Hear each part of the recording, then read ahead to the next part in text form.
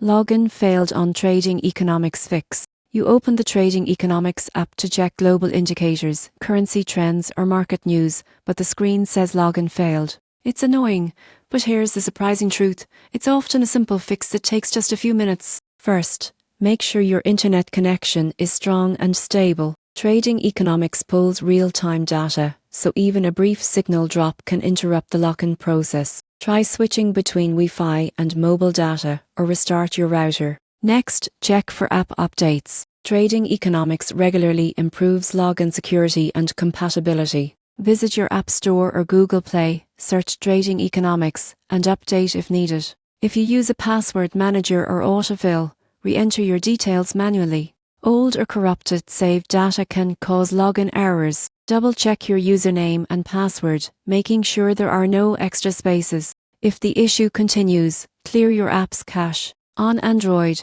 go to Settings, Apps, Trading Economics, Storage, Clear Cache. On iPhone, uninstall and reinstall the app. This resets any corrupted temporary files. Also, check if you recently changed your password on another device or browser. If so, the app may not have since the update yet. Logging out everywhere and signing back in with the new credentials usually fixes it. Sometimes Trading Economics servers experience short maintenance windows that prevent logins temporarily. If that's the case, wait 10-15 minutes and try again. Finally, if nothing works, tap Forgot Password and reset your credentials. This ensures you're using the most recent verified login for your account. So when your Trading Economics app shows login failed, don't panic. With a quick update, cache clear, or password reset, you'll be back accessing global financial data and economic indicators in no time, all with just a few simple steps.